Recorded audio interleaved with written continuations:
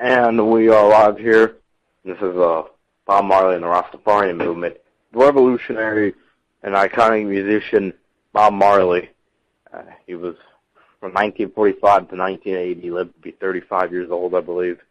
And before he died of cancer, that's believed that it was started in his foot or something like that. And then because of his beliefs in the Rastafarian religion, he could not get it amputated, which would have saved his life most likely, and eventually he got very sick and died.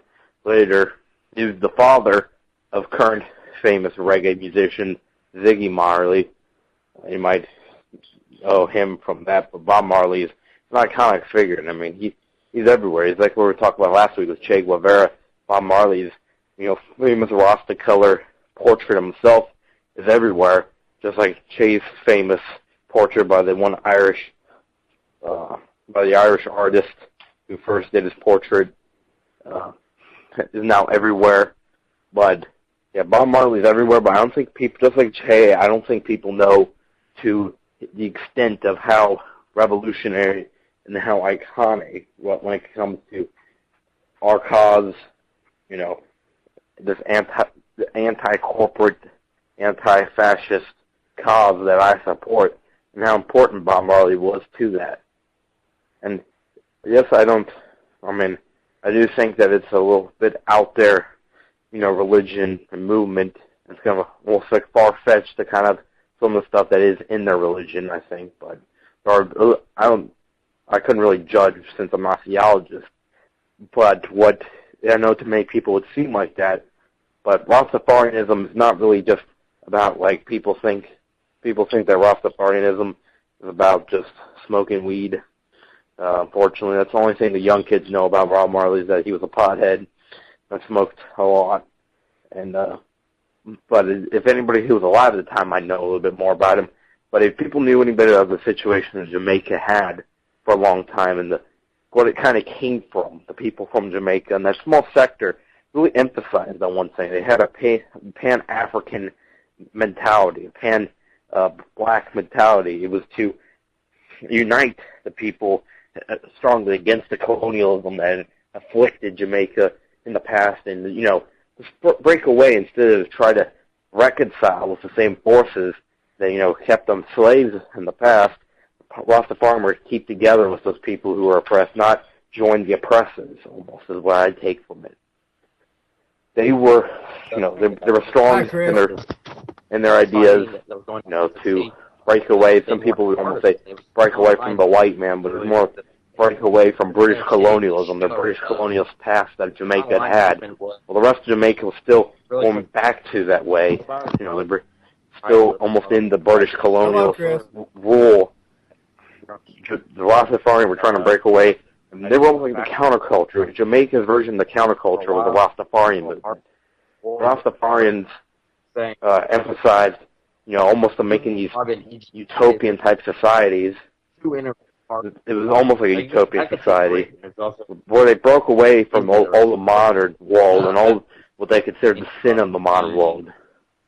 It was because a lot of people don't know, but the Rastafarian movement is actually a kind of a spin-off of Christianity. It is Christianity, really. It's just another branch. It's almost like us Protestant, the million branches that came off of that. This could almost be considered I don't know if it could be put into the Protestant group. It could be put into, but it's not yet that far away from Christianity. I don't think to the point where it's the Mormons or something like that. They're fairly technically Christian, but it's whatever you say about it. I mean, they do think it's totally different about who was Christ. That's the one that starts to, I think when people see that, they really think that religion's kind of far-fetched, and they turn them off from supporting, these people's struggle. That's why I'm not telling them to support the religion, because I'm not part of that religion myself. It's more like I'm telling people to support the struggle that they've had, and remember that cause, and to show Bob Marley and his movement in a way past what the media markets, like Che Guevara, they markets him like he's an icon, like the Nike logo. He was against everything about this corporate system. Same thing with Bob Marley. I mean, he was very against the corporate system. His way of society that he wanted was completely different. He wanted it to be almost on the utopian type society, and get away from all this craziness that's outside in today's modern world. He was just very influential because he was a musician, and he made one of the most popular musics that are in Jamaica is reggae, and a big part of the Caribbean listens to reggae, and then in the other parts, in South America, they listen to something called reggaeton, which is so similar to reggae. Reggae is very popular in the Caribbean, and since he became almost like a rock star, because that'd be the equivalent of, at that time, a rock star in North America, he was able to influence people with his music. It's kind of like, it's kind of like the effect that Payday Monsanto, perhaps, got humongous. I mean, we're talking about he was going on tours and had 80,000 people in concerts and stuff like that, going across the world practically. He was going to the Medellin Stadium in New York, and he was having 100,000 people go to his concerts or something like that. It's the same effect. It's like we would probably associate him as near the top of this movement that he supports, this Truther movement. We would put him near the top. It's like Bob Marley. Even though there's many other people in that movement, it's just because he was the iconic spokesman almost. But he did more than spokesman. He was also somewhat to a, he expressed his individual ideas. It's not like he had no ideas himself. He just was able to get them out there because of his influence. He was a rock star practically. And he was very popular. And then he supported, if you listen to the music about revolution and stuff like that, he supported stuff not made to the extreme Che supported. Che supported almost like it would be almost an anarcho-communist type society, almost like completely out there utopian. It's kind of similar, but Bob Marley seemed to be a little bit more moderate. I mean, he didn't have much of an ideology, I would say. It was just breaking away from this nonsense that he saw. And then still kind of led the non-aligned movement. I think he was the first secretary of the non-aligned movement, and he was a very, very big backer of national socialism and fixing the model to fit your country. In Yugoslavia, he did that very well. And the same happened, I would say, in Egypt, where he kind of made us in a way. It was a regional sort of, because it was Arab socialism Nasser had made. And Nasser, in his own country, had adopted a really good form of government that was able to actually, where the popular will of the people wasn't met, and also, at the same time, they were able to improve their living. There wasn't rights reductions or anything like that. And Nasser enjoyed popular support all the way into the 60s. I think that he lost some of it because times did get rough in Egypt. The Zionists really put the pressure for the first 4 years of Nasser's reign during the 50s, and he came hard against the Zionists. The Zionists gave him paid back against Egypt starting that time and in the 60s. And being a neighbor, they could really put a lot of pressure on Egypt. And by 67, pretty much the main two adversaries of the 67 war were Israel and Egypt. Egypt was the main country practically fighting along the Arab coalition. In fact, they were pretty much the only ones that really suffered the full brunt of the Zionist blast. And Nasser was one in Egypt under Nasser was one of the biggest victims of Zionism in history. They bombed hospitals, they bombed their country. And people say that it was the Arab country that provoked the war with Israel, but that's not true. It was Israel that provoked the war with their neighbors. And Israel, for one thing, building an illegal nuclear weapons program, definitely did not make friendly relations with their neighbors.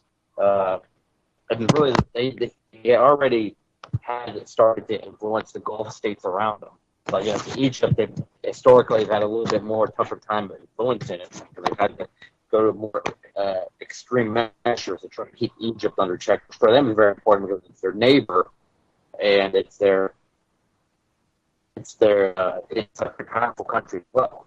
And that's a way kind of Nasser and Tito became two integral parts of the non-aligned movement, because they were the two most powerful countries, and they had a very decent-sized military, both of them. Yugoslavia was 6 different countries put into one, and they were actually not under Tito, like some might say that Yugoslavia formed. It was actually formed before the king that they had in 1918 after the war ended. They were part of the Austro-Hungarian Empire, and they split apart, and it was now Yugoslavia has split apart, and it became Serbia, Kosovo, Macedonia, Albania, Croatia, and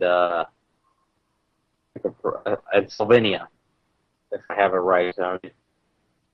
But it's kind of hard to remember that list. But it's kind of like a country like the USSR. It was a country with different national identities, and somehow they came together as a country. And in a way, it was even more difficult than USSR to keep unity in the country. And the thing is that Tito didn't do it with subversion, didn't do it with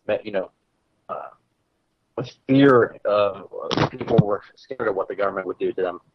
Because, for example, during the Croatian Spring, Tito faced a nationalist uprising in Croatia. That's one of the countries there. Croatia is one of the countries inside of the Yugoslavia, and they wanted to become a republic, and he did suppress them, but not only in violent fashion. And what actually happened was, yes, that he did end the movement, but he meant a lot. He didn't just give minor concessions either. He gave him practically most of the demands later in the Constitution of '72. Showing that he was willing to meet the popular will of the people. That's why he was able to keep that country happy for all those years and keep all these nationalist sentiments down. And it is kind of stupid that these people had all these different hatred for one another. Serbians against Albanians, and so, nowadays they all hate each other again. While they were just friends 30 years ago, and then there's always been this Balkanization. That's where the word derives from, because it's the Balkan region, and they all are the same people. They're all Slavic people. They're all look the same. They sure speak a couple different languages, have a few different tastes, but ultimately they're the same people. The Albanians, the Serbians, all these different people. And some people say Serbia is kind of successor to Yugoslavia today. And I think that in some ways, Serbia, what I saw recently, they're kind of ashamed that they're going to be called the successor of Yugoslavia. I don't think that.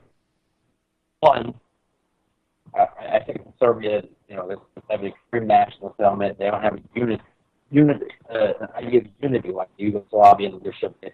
And also, Tito, when he played both sides of the Cold War, but he didn't actually have any real intention of joining at either side. I feel like Serbia is doing the same thing, playing again, but I'm afraid they want to join the United States, possibly the United States side, and join NATO, that they've been pushing eastward. I hope that's not the case. And I think the difference is that this time it's pivotal for countries in Eastern Europe to support Russia and fight against ISIS. Right now, it looks like ISIS took down their aircraft. They're fighting against the New World Order Russia has taken. It's obvious, putting a speech to what he's doing.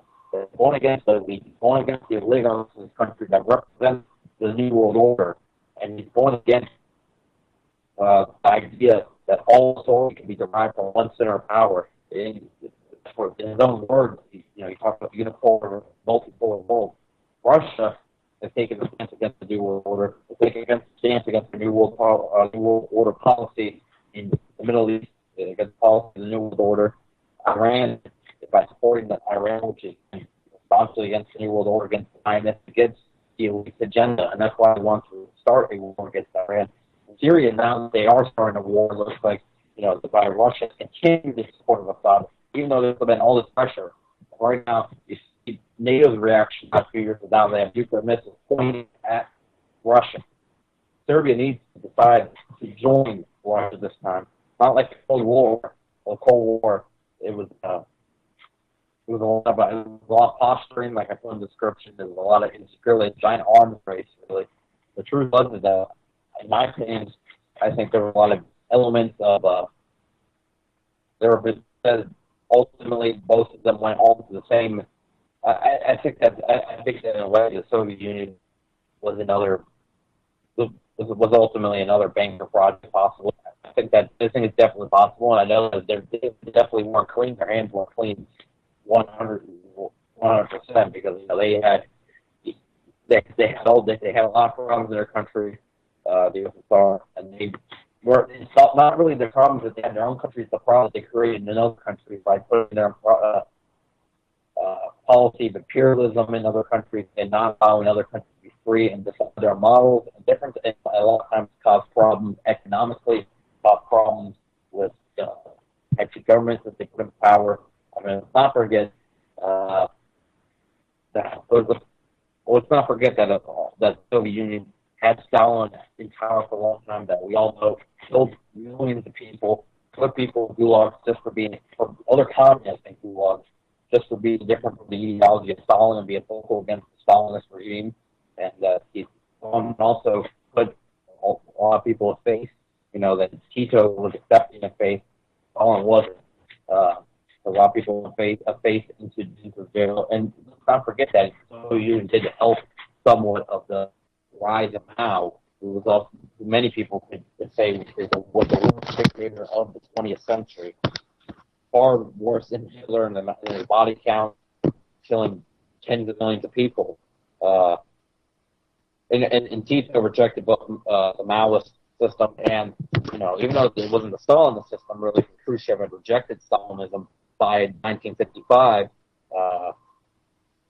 Tito was originally, let's not forget, Tito, yes, I'm not going to deny that he came under Stalin at some point, but he was quick to reject Stalin. In fact, Stalin already was very suspicious of him at the end of the war. He had firing because he thought they were too independent and were on the route. And by 1948, he had completely rejected Stalin, which was practically just the start of the Cold War. So pretty much, as the Cold War started, Tito was like, no, I'm not going to be part of this. I'm not going to be a part of this posturing, this part of this system that puts all these, that's going to divide Europe, the Cold War into two sections. And Yugoslavia was kind of a bridge between the two because they kept they had a lot of Western European identity. It was sort of like an Italian Greek mixture of culture. At the same time, they did have a socialist government in charge, but it was a national socialist government, as in not national socialism as Nazi national, but a nationalist.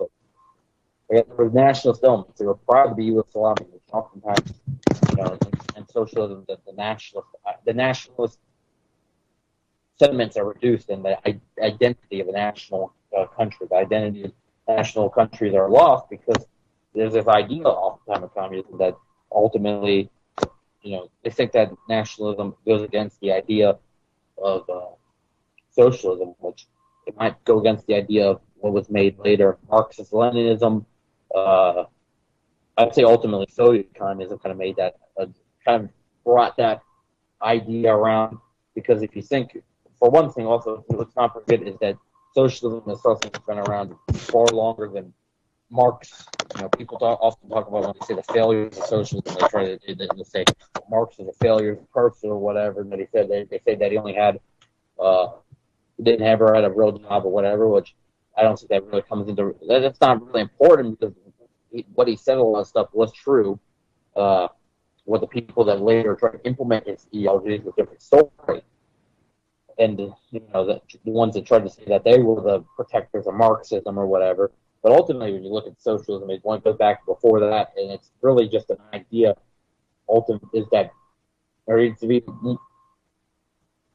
we have to go get the idea is kind of around, but there's this oligarchy, these super rich people behind the shadows that practically run a country until we get rid of these parasites. The poor are going to be kept poor. We won't move into the middle class. We're not going to progress as a society, and as a people, and as a country, and all. That's one thing that Egypt, talking about the middle class, boomed under him because before Nasser, there was Mohammed Naguib, I think that they got named the first president of Egypt. Before that, they were just a British protectorate, meaning that they had a monarchy actually. They had a monarchy. I guess technically you could say it wasn't an independent country because they had their own government. They were still under control by London. That was all the way up to 1952. And actually, Nasser took part in the free officers movement that made Egypt independent. And Naguib, who was also part of the movement, he took power first, but he was only in power for about 4 years. And for about 4 years of really doing nothing, Nasser took over. It was kind of a crackdown, kind of the former government. The former regime wasn't really like under Nasser. Nasser had a whole different idea. He was a left-leaning and strong anti-Zionist base to his government that he put. And at the same time, also what he did, his economy, by educating the poor. A lot of them moved into the middle class, and one of the main in his foreign policy, he adopted the same neutral position as Tito did. I think by not taking part of the arms race of the Cold War, not spending all the money on military budgets, and the Eastern Bloc did a lot of these countries, and a lot of bad stuff happened in the Eastern Bloc. From what I heard, of course, we know that the thing is that Stalin might have left or died in 1953, but the sentiments in the government, how they acted, some of the stuff resembled Stalin-like actions. Some people heavily criticized what happened in Hungary in 1956. Actually, that was under Khrushchev. And then it was the 1969 uprising in Czechoslovakia. And, they were both violent. I'm pretty sure they were both violently suppressed, and without any real concessions to these people, and they weren't met the popular will compared to Yugoslavia, when they had the only really major nationalist uprising inside of Yugoslavia, the Croatian Spring. They went about it in the least violent way possible. There was almost no violence. I think what really did is that they just went out to do real time crackdown against all the people, or started shooting at people in the streets. And then later they practically met the will of the demands of the leaders of the movement after the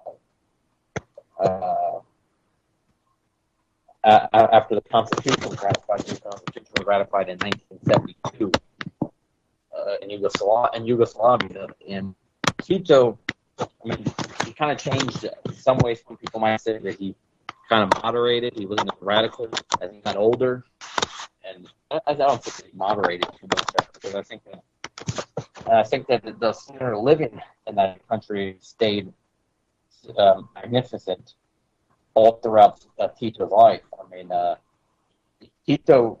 But one of the things that he did really to improve the standard of living was, of course, the economic model that differed from both the West and the East. And really, when you look at the economic model, there's only really one modern thing, like I think, that just been kind of put towards there's you could somewhat say that Venezuela's current model under the Bolivian government is kind of similar to what Tito had put in. But it's ultimately, a lot of people talk about socialism and stuff like that. And the Starbucks socialists will talk about, the Soviet Union was the ultimate example of socialism or whatever. But their economy is still state-owned. And if you look at what socialist theoreticians have said over the years, they don't want that. They don't want the state to run it. It's ultimately what the workers. But they use the excuse for the workers ran the state, but that's not true. There was a bureaucracy of the Soviet Union. Tito was direct ownership by the workers. And also the improvements he made on Yugoslavian life went into the 80s. Past his life ended in 1980. He lived a very long 88 years actually. Tito was, after his successors, were able to keep the country together for I mean, it really started to fall apart. The whole deck of cards started to fall apart when the socialist system was abandoned in 1992. But it really didn't get the worse. It all came to a head. All the nationalist sentiments, all the hate in the country that was starting to unravel. I think that was partially because their living standards significantly dropped in the 90s. The focus towards blaming each other and hating each other. That by 1999 we had. By 1999, one of the most ugliest things that we saw in the 20th century. At the end of the century that it happened, there was the war in Yugoslavia, and it was bad. But what exacerbated the situation, and exacerbated a lot, was the NATO's bombing of Yugoslavia. It just makes things worse after the civil war between the other, and then ultimately, the very questionable decision by the United States to. I think the United States really made a questionable decision by supporting Bosnia. I think that Bosnia was one of the split-off nationalists that caused the problems. I don't think that, I'm not going to say one side of Serbia and Bosnia here. I'm going to say that they were one of the, Serbia was the core of the country. They weren't splitting off. I mean, just coming from my perspective, and also, I just find it questionable because the United States doesn't seem to want to support Muslims anywhere. It would seem like when they do support any Muslims, it doesn't seem to be good ones. I mean, what I'm saying by that is that the United States likes to support people like the Muslim Brotherhood. They like to support people like the supposed rebels in Syria. They like to support the people that give Muslims a bad name. That's how the United States foreign policy works. So the fact that they support the Muslims of Bosnia, it makes you wonder why they did that. I think they supported national sentiment, and the United States did that. They supported national sentiments over the 90s and tried to construct a very shitty situation by 99, where the country would go into war, and then after the war, the country was such a weak state that everybody was pretty much ready to separate. And then 2003 was the ultimate split off. I mean, after that, Yugoslavia ceased to exist. It existed a lot longer, actually. When you think about it, it existed 85 years. It was a lot longer than the Soviet Union. The Soviet Union, but it really ultimately, Yugoslavia's 99 was like the Soviet Union's 89. Like after 99, everybody knew that that's the end of the republic, and it stuck around for about 4 more years. And the USSR stuck around for about 2 more years, and then the little vestiges of it kind of stuck around for another 2 more years. I mean, some people say that really kind of ended in 93, but Yugoslavia is a whole different story, and that ended in 2003. Nowadays, there's a lot of lingering hatred from Serbians, Albanians. Kind of sad how it's all ended up, and there's all this Yugoslavian nostalgia. You think that their leaders would start talking, or the people would start talking, and trying to rally for I think they have a real shot, and they really have an advantage of trying to make a new Yugoslavian country in the region, or at least with a few of the republics they could try to create something. And it was a great thing that happened. They lived in peace and unity for a total of really 40 years, and Tito, his long life, was able to really, he himself personally was able to kind of personally keep control of the country. I took his name, The Greatest Story Sort of Told. It's kind of a mockery of the title, The Greatest Story Never Told, which it's kind of a neo-Nazi propaganda film that glorifies Hitler, tries to say that he went against the bankers and he went against the Jewish banking system or whatever, which they have some valid points, I guess, in that movie, but by portraying, but to portray Hitler as anything else than another wing of the military New World Order. He was a military wing of the New World Order that didn't garner enough third world support. So I think they aborted the plan, and there was Zionist and Nazi connection. There was Zionist inside the Nazi government that wanted to send the Jews to Palestine. which is kind of funny I bring that up because Netanyahu recently said it was a Palestinian that caused the Holocaust. It was a Palestinian that said that they should kill the Jews or whatever. It's absolutely ridiculous. Ultimately, it was people that Netanyahu come from, not Zionists, that collaborated with the Nazis. And another thing is that the Nazis, we're going to talk about first, that's the Yugoslavian economic system. This was a real economic system for the workers because there's profit sharing, which sometimes the practice done in the West. I don't think it's done too often. The corporation there's no incentive for CEOs or anything like that to do that. There's incentive in the workers, and that's why there'll be a lot of high productivity in the idea of self-management. It's not like there's no bosses, there's bosses, but it's way more decentralized. There's not a pyramid going up to the top CEO. Pyramid scheme of a corporation going to the top CEO where he collects most of the cash and the workers get practically nothing and their fruits of labor are exploited. Well, the workers get what they work for. If they create whatever amount, they're going to get the amount that they work for because it's profit sharing. That's what Tito introduced, and it was not introduced in the USSR. It was not introduced in Mao's China. From what I know, this is truly, really, when you talk about a lot of the people that talk about socialism, this is true socialism, really. And there was no mass killings of people in Yugoslavia or anything like that. Nobody can come on here on the show saying that bullshit because, anyways, the people that were killed or put to prison in Yugoslavia, well, they weren't good people. These people were Stalinists and stuff like that. The Stalinists are nothing but cold murderers. I mean, Stalin was a messed up man with was just a drive for more and more power and a Machiavellian complex that very few leaders are matched. Very few leaders match that kind of drive for power and just utter society evil that he had. Stalin also at the same time, the people around him, like Lavrenti Beria, a rapist, a cold-hearted killer. So Tito went against that. Tito tried to restore an anti-socialism, but oftentimes modern anti-socialists are going to always talk about Stalin, talk about what happened there, but they'll never talk about how Tito was totally against all the things that they're talking about what's bad about socialism, and that they have a totally different economic system that you can't compare. They always talk about how, they always try to say that the Soviet Union's economic system was completely flawed.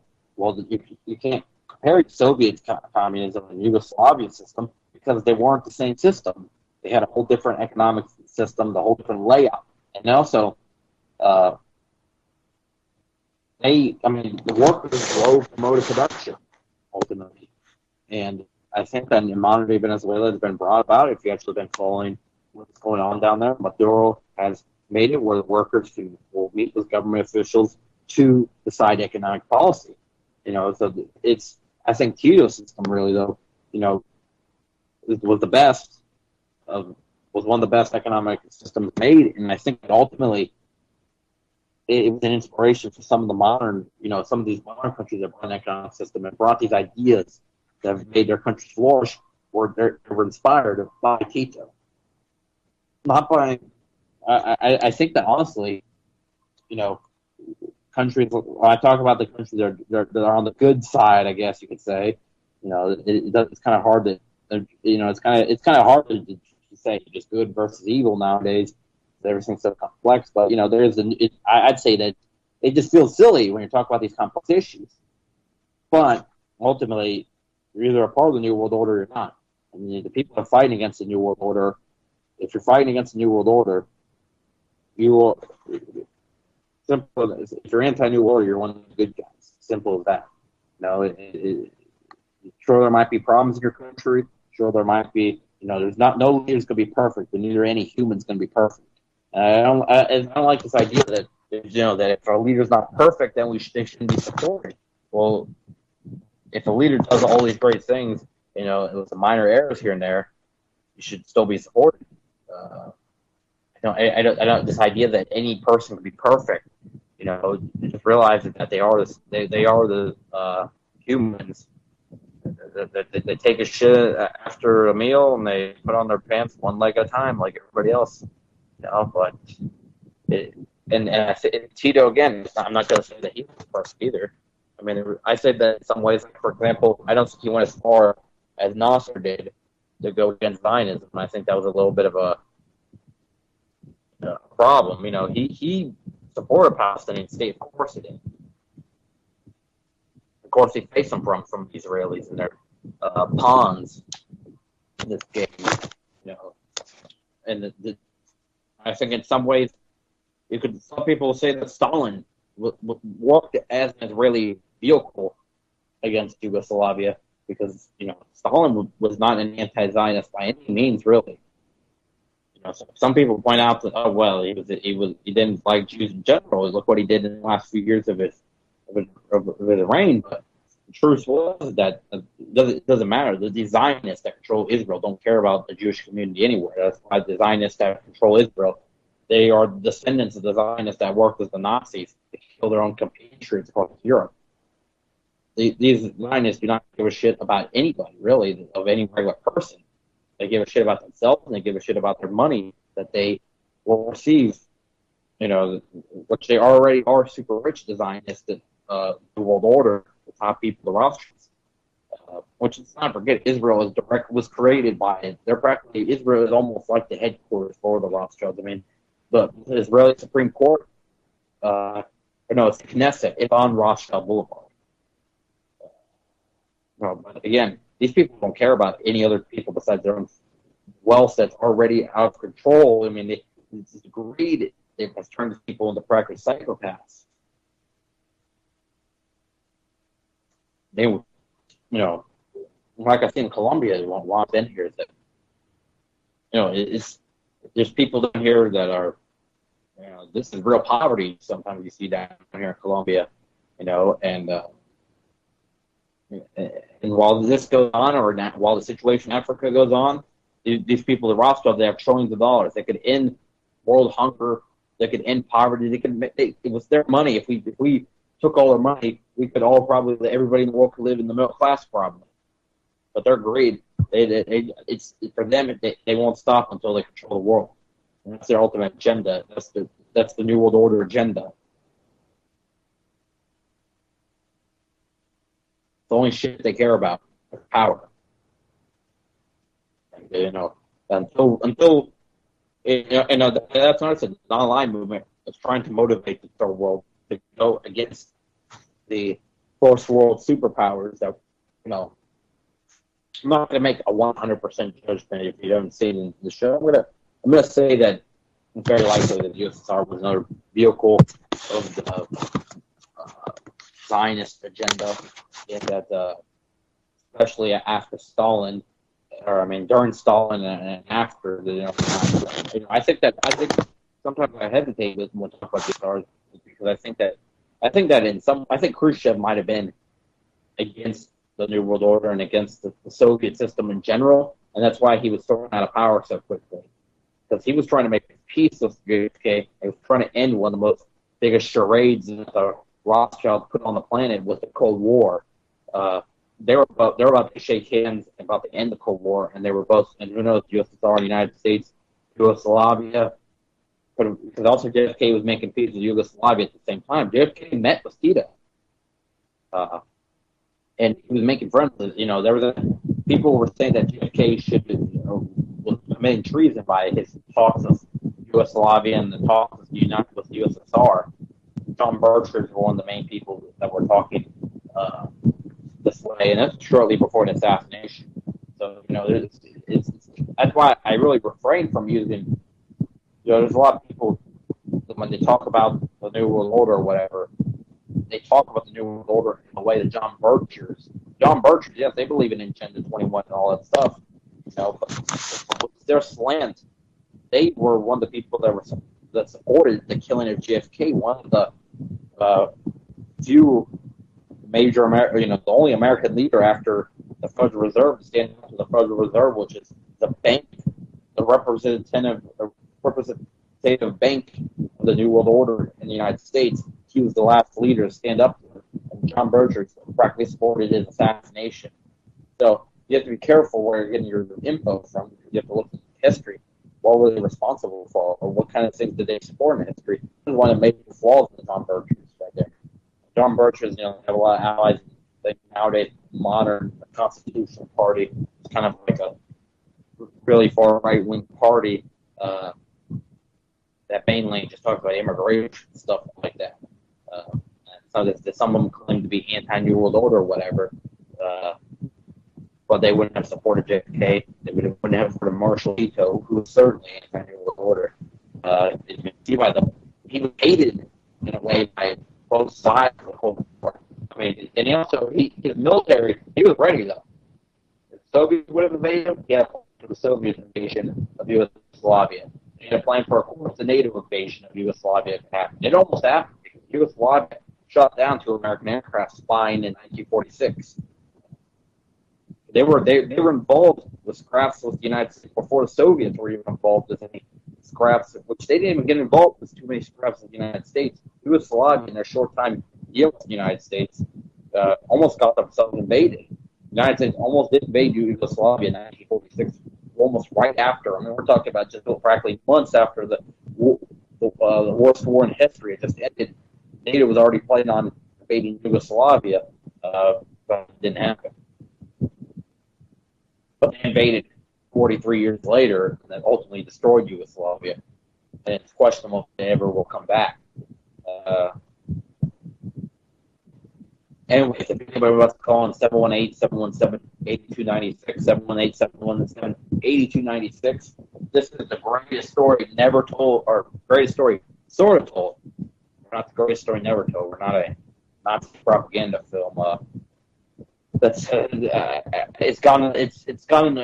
overrated film in the so-called truce community. Unfortunately, a lot of trucers look to this film and say, "Hey, look, I never heard this stuff in the mainstream media or whatever." It's like, just because it's online and it's not on the mainstream media doesn't make it automatically true. Talk about these guys and reptilians or whatever. There's stuff in this trucer community that's unfortunately, I don't know if it's intentional disinfo caused by, just to discredit trucers in general, or the unintentional disinfo, but it's disinfo. This reptilian stuff makes us look like a bunch of tinfoil, crazy, UFO. What else is a stereotype about living in a mom's basement? That doesn't make a good image, and this Nazi propaganda being put in there, you have to realize that it was just a big charade as well.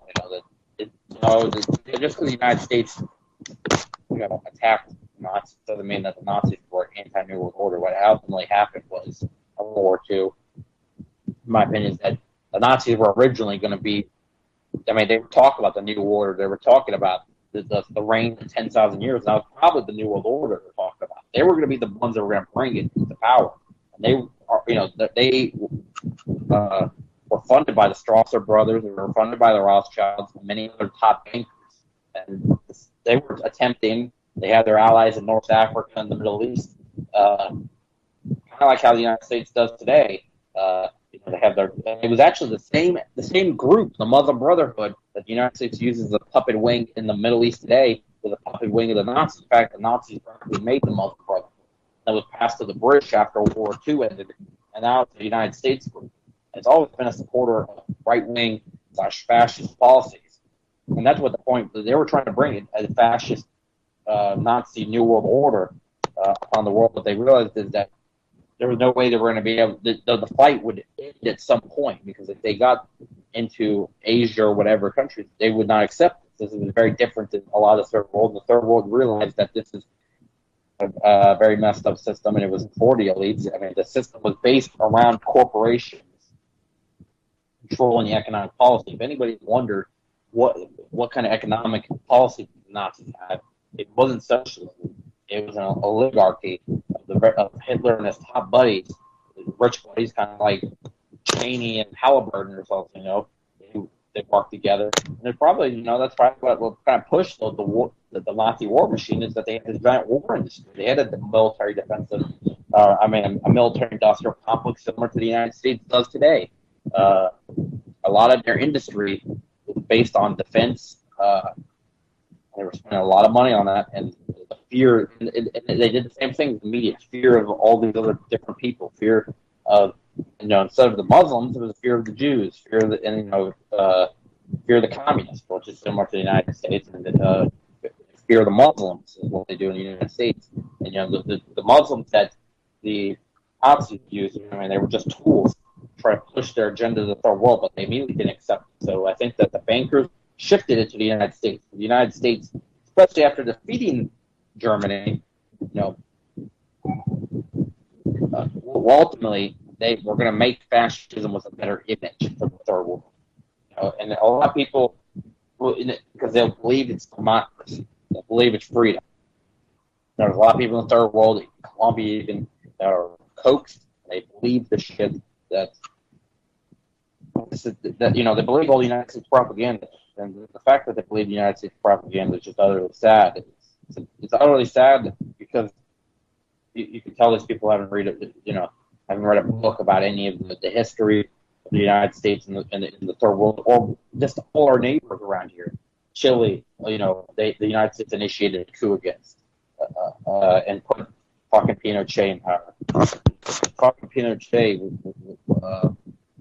killed 10,000 people, disappeared to put in black vans, disappeared on the world. Pinochet was one of the worst dictators,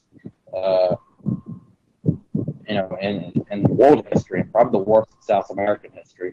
They helped funded the fascist Brazilian government. They helped funded the fascist Paraguayan government. They helped funded the fascist Venezuelan government back in the 70s and 80s.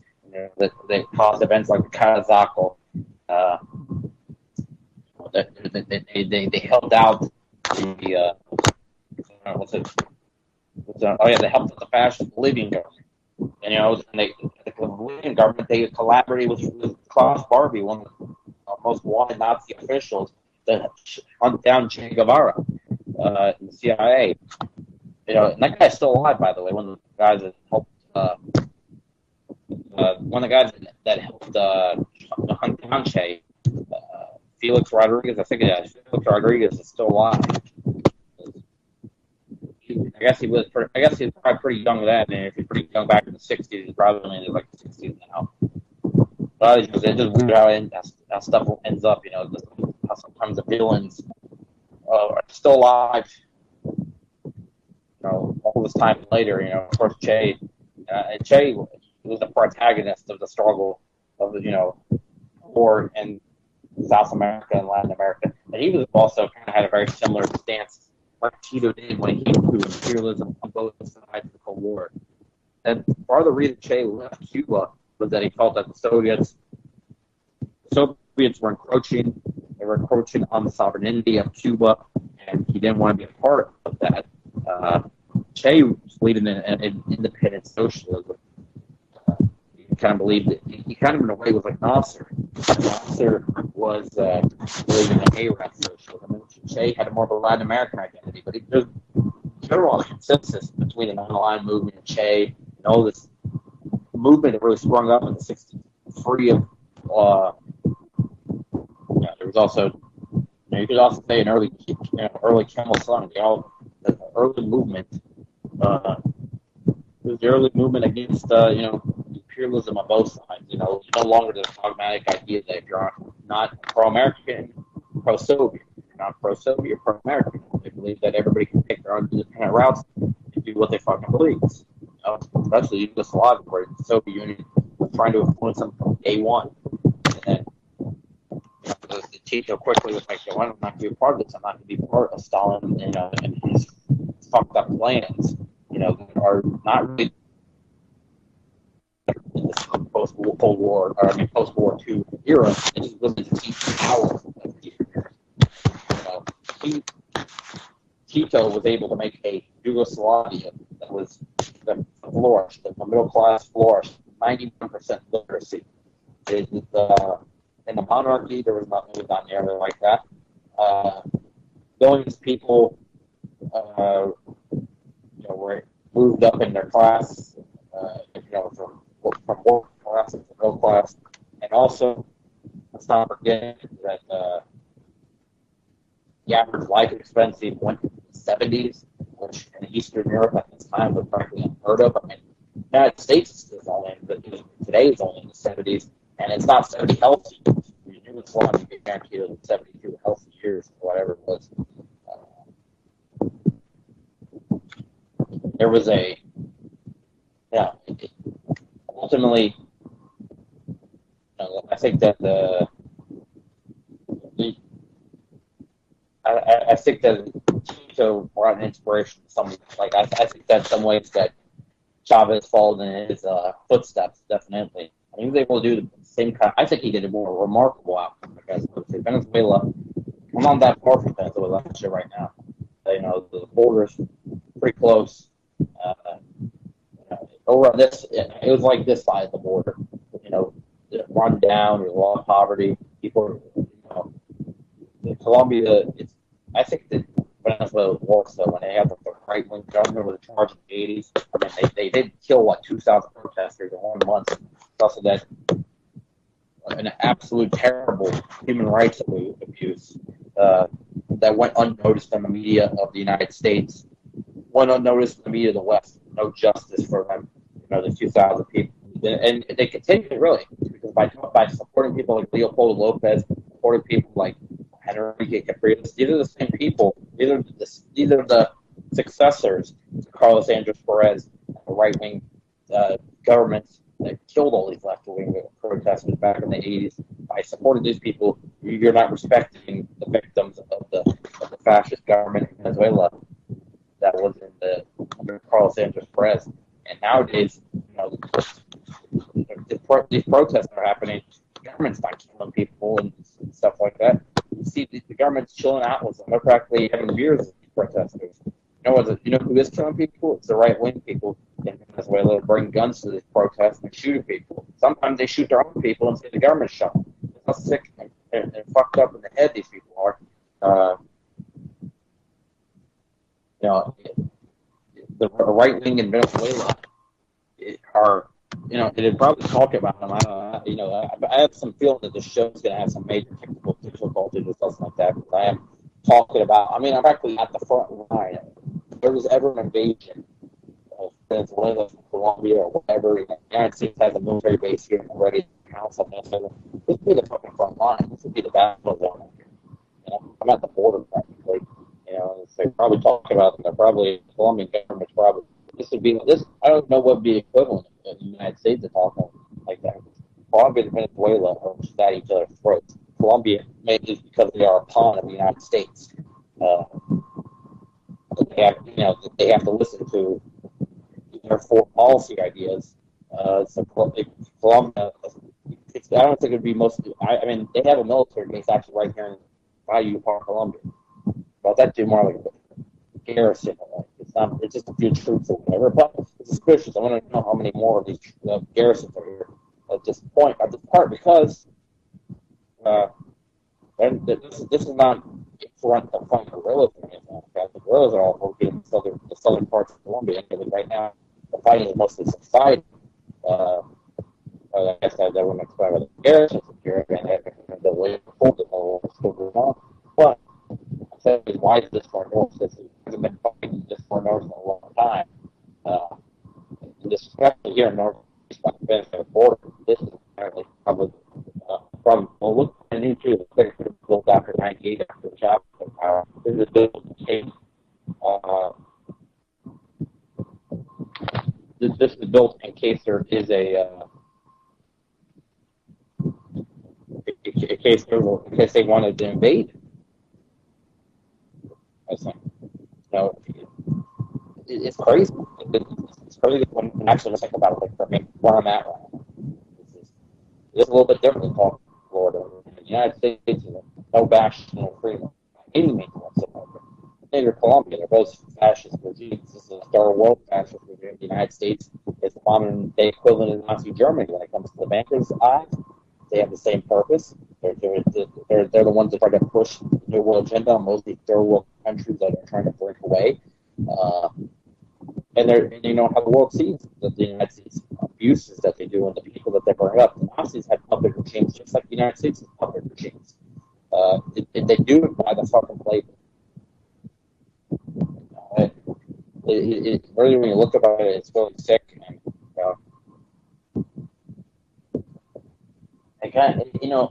I think tonight I'm kind of in a little bit of I'm just in a general. There's a lot of people in the truth movement right now that I gotta say, I'm really questioning what their intentions are. You know, I'm not talking about people that blindly follow other people. When I'm talking about, there's Clay, and that's a problem too. Clay and the people that can be easily shifted to one side or the other. I have to really wonder the people in the truth movement, the top people that are preaching this kind of stuff about. I really worry about people like the. I gotta admit, I was full honesty, anarcho-capitalist. Sometimes I don't know what they're really about. Like people, I'm not talking about the people that are just on small time or whatever. I'm talking about anarcho-capitalism, but I'm talking about like Adam Kokesh and stuff like that. I mean, what is he trying to do? Is he trying to make a bad archetype of truthers by coming into Washington, D.C. like a lone nut with a shotgun and say, hey, come and arrest me? Dude, what is he trying to, what is he trying to do? What's the ideology? I mean, I remember I commented one time, they're like, hey, why are you a fucking Hugo Chavez picture? And I'm like, they don't know anything about Hugo Chavez. They don't know anything about any leaders. They don't know geopolitics. Adam Kokesh didn't preach this kind of stuff. It doesn't teach a couple principles or whatever that sound good on paper, but it can't really be preached. And also, what's the point of noble order and stuff? You need to have national identity. That's what the New World Order is trying to take away from us, our national identity, our identity in the country. What people like Che, like people like Tito, I preach, all these people, these true revolutionaries preach for years that if you're listening to something, all in darks that are trying to take away our national identity, trying to take away culture, trying to put corporate fascist, corporatized society around the world, no borders, even globally. We need to fight back again. I have an opinion or an experiment in nationalism that goes against the super rich and a national identity that keeps people proud of the system that get made against the super rich. It's already been done in a few countries. It's worked. Syria worked for a long time. They have their own, and they kind of pulled it off in footsteps happen. Whatever,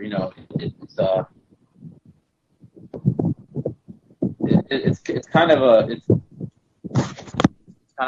a shame sometimes, that and thinking that probably in this show alone there's going to be a lot of haters, whatever. There might be some haters in YouTube comments saying that, this guy doesn't know what he talks about. He just sounds like a Tito spokesperson or whatever.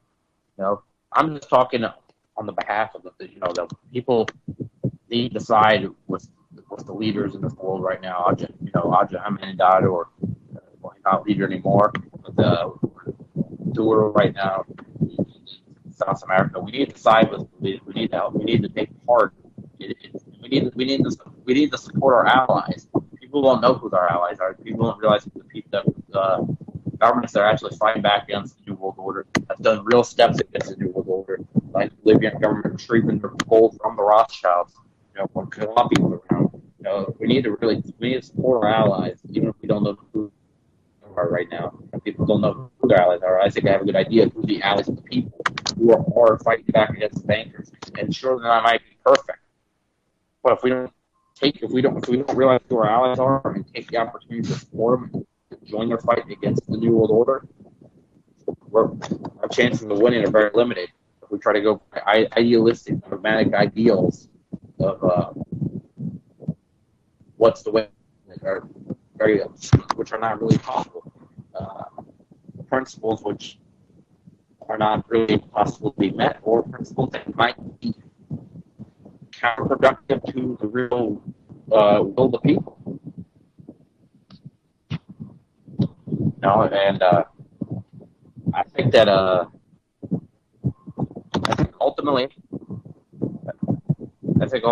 with the, like for example, one more, like I said, is that this move, this documentary is kind of a show, and this is a big show we're actually doing. This is the 100th show that I've done.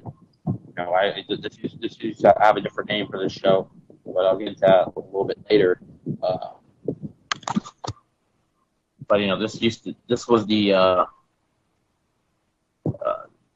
this is kind of greatest story sort of told. This is kind of a mock of the greatest story never told, which is a documentary that it was pushed by pro-Nazi, modern Nazis. And I think it's just a disinfo film, and I think it distracts people from what's, for one thing is that there's a lot of stuff in there that they put that's not even applicable today, and it's just it's disinfo. Okay, for one thing, these people, the people that push hate just based on race, these neo-Nazis, and these neo-Nazis don't, just also to make it clear that they don't, it's like, okay, they believe that the idea that the Jews control the world and that they're all kind of connected and that we should distrust all Jews, that's just the tip of the iceberg, not neo-Nazi ideology. There's a lot more further and uglier than that. A lot of these people, they hate Mexicans, they hate blacks, and they just believe in what they're doing is dividing up the entire world, and they're dividing up the world against the New World Order. What I mean by that is they're dividing up the struggle against the New World Order, and then just into a bunch of, it causes division. When you cause division by ethnic and division by religion, these people oftentimes they have strong ties to religion. They believe that Muslims or whatever, or people of polytheistic religions, they believe they don't have any place in the anti-New World Order movement. Is what I'm saying is that there's this side of the truth movement, unfortunately, that sympathizes with the Nazis, sympathizes with the neo-Nazi movement, and it's very unproductive, I believe, because that's all they're doing. They're dividing up and they're causing problems. They also would get us. People when it causes a dislike for us, because people think that we're connected to these Nazis, but they're just a few rogue people in the truth movement. And again, this Tito, going back to that, he fought one of the most strongest fights against Nazis, and yes, at the same time, it's true. In a way, he fought back against the Soviet Union at the same time in World War II. I mean, he was separate. He fought against the Nazis. Tito led the movement against the Nazis with the Yugoslavian partisans independently, with very little help from the USSR. In fact, some would claim that the USSR actually was counterproductive to the Yugoslavian liberation from Nazi Germany. The partisans, they were able to gain support because they were so surprisingly effective. They were just a ragtag of people, workers, and Tito's allies from the League of Communists had been formed during the monarchy with a kind of a fringe group. And what I mean by fringe group is that they were, just a few people. It wasn't very. It was kind of almost like illegal under the monarchy, but then the monarchy ran during the Nazi occupation, actually there wasn't even a Nazi occupation as it started yet. I think when the Nazis started the war, the Chetniks stepped in for the monarchy. And what actually ultimately happened is that the Chetniks ended up betraying the Yugoslavian interest, because they ended up started supporting with they collaborated with the Italian fascists and they collaborated with the Nazis. And Tito had to fight against them. There was a civil war at the same time going on in Yugoslavia at the same time as the World War was going on. Nazis started they took over Yugoslavia, and the partisans, Yugoslavian partisans, were the reason why they were liberated over a few years. And a lot of people credit Marshal Tito for the liberation of Yugoslavia from Nazi Germany. But the price that more Yugoslavians died in the war in that small country than Americans did. fact, I believe like 4 million Yugoslavians died in the war.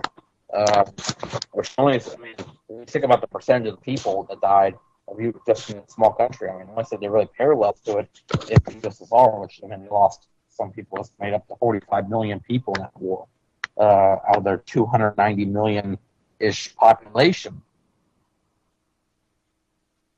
It's, Tito was independent, though. The Red Army didn't bomb in favor of the Yugoslavians. The Red Army didn't bomb against the Nazis. They were in Yugoslavia. They did liberate a few other countries. And also the partisans, from what I've read, I don't see there's these supposed small human rights abuses at the end of the war or whatever, but they're probably fabricated. It was an ugly war as well. So, all sides probably did some ugly things, all of them. The Red Army, I mean, it's pretty hard to deny the accounts of, 2 million German women of what the Red Army soldiers did on their way back to Berlin. For most part, Tito fought as cleanly as possible. With not too much civilian involvement in his campaigns, and he was able to liberate Yugoslavia from Nazi Germany. And then after that, Tito, that's where he gained a lot of support towards he became the leader right after the war. He didn't actually become president of Yugoslavia, though, until about 1953 or 1954, around the same time Stalin's death. That's when but Tito was there as a leader during the Stalin-Tito rift. That was a bad time for Yugoslavia. The Stalin had sent many different assassins to try to kill Tito. They really put the pressure on, but Yugoslavia, good old Tito had to say, stop sending men to kill me.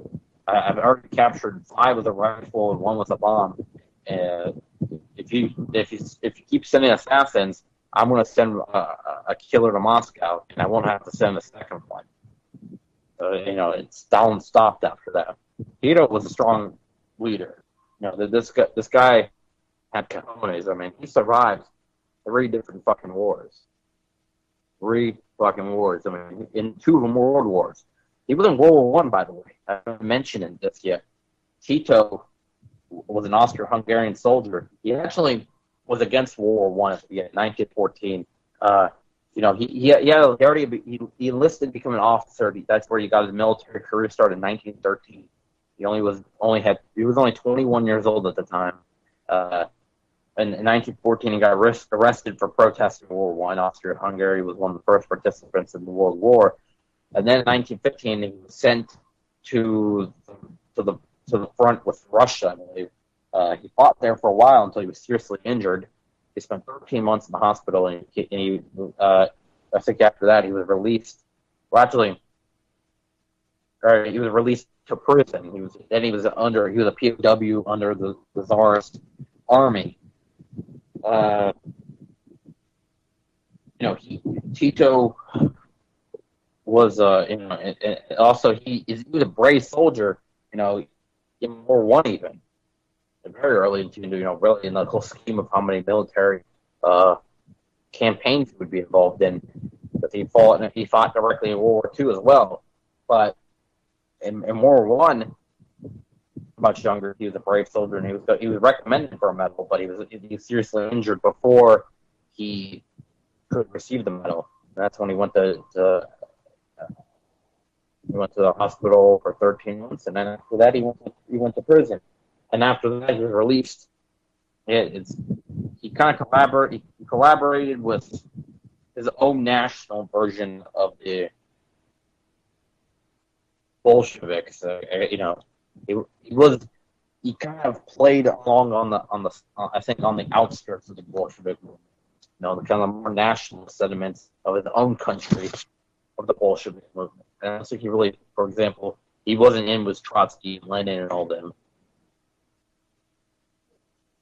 But I think that ultimately, I said, I think that Tito had a different view, again, on the ways to achieve the end of the exploitation that saw a lot of Eastern Europe prior to prior to the 1920s, and I think that's why he wasn't as big a fan of the Bolshevik movement as some people might have been even in his own country. Again, Tito had a national road to socialism approach that he took. I think that by taking I think again that he really led the whole movement of the non-aligned movement. He was the first general secretary, and he set the ideology.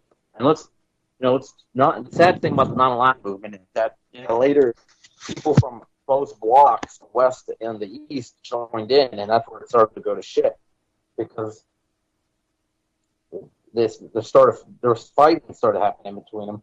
In fact, there was even wars that happened between the members afterwards. There were all kinds of stuff like, India was one of the original members of the movement, of course, and then Pakistan joined the movement, and of course they went to war, and that caused problems inside the NAM, and the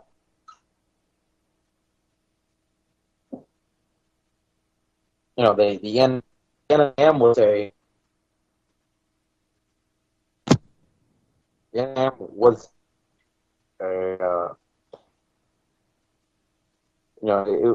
supposed to be originally about it was supposed to be one of the main things was a nonviolent movement.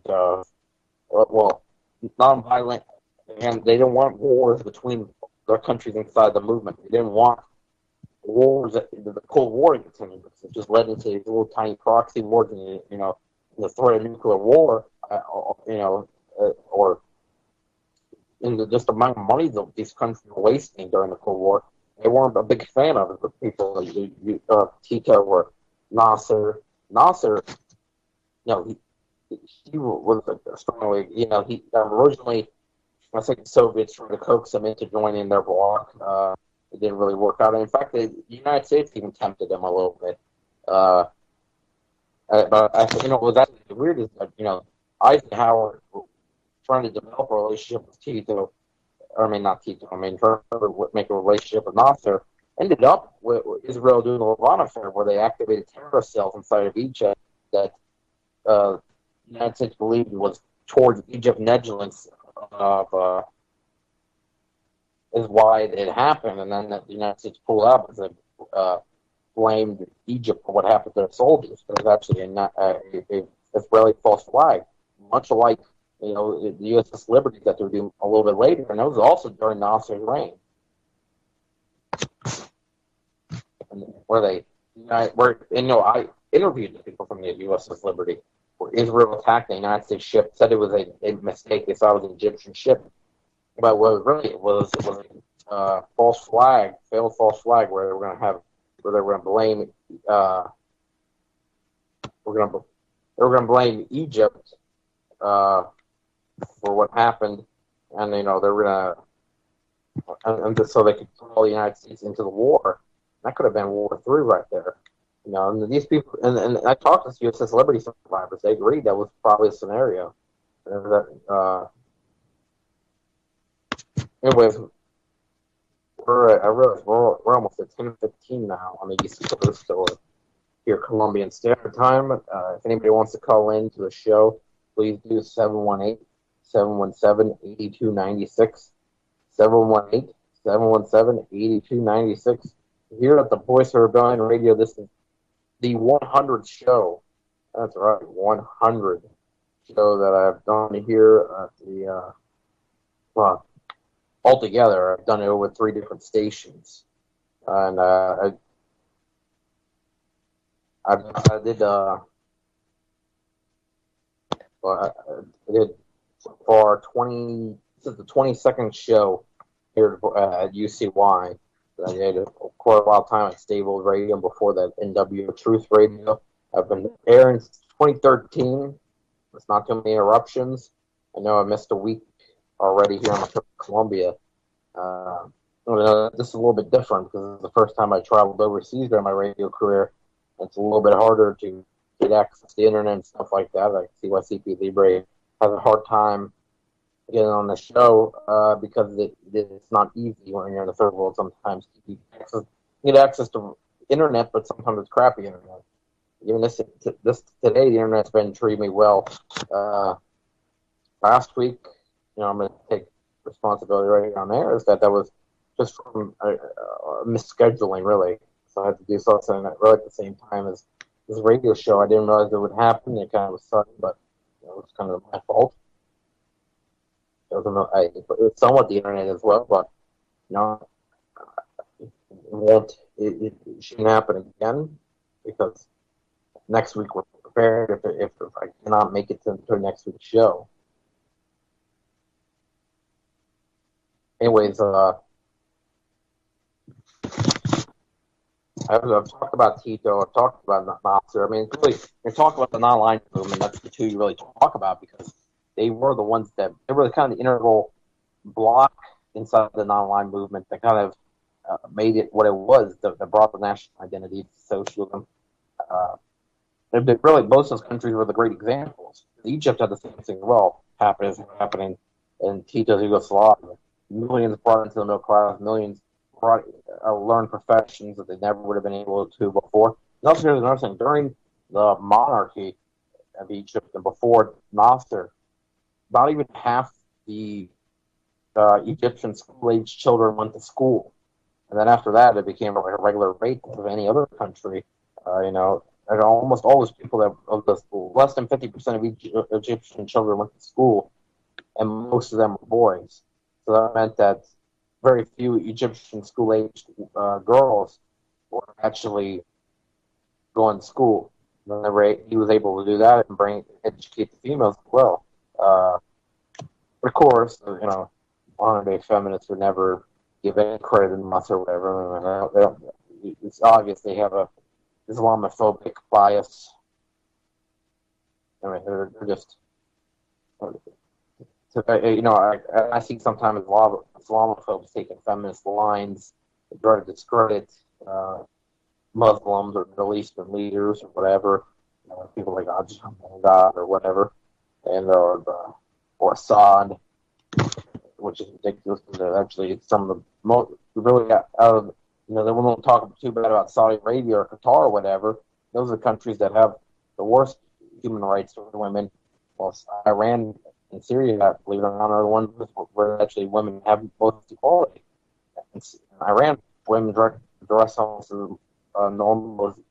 They're allowed to dress pretty much like the West. They do it sometimes by choice to put the whole book on the hijab and all that, but it's not mandatory. I think that's ultimate. That's just kind of became a poison in politics in general. Has been this using of women in politics to announce, to try to say, they're bigoted, they don't have equality toward women or whatever. This false game, like give a shit about women anywhere, really. It's like they support Saudi Arabia, where women get raped and then they get punished. But yet, the United States government supports Saudi Arabia, and then Hillary Clinton talked about the lack of women's rights in Iran.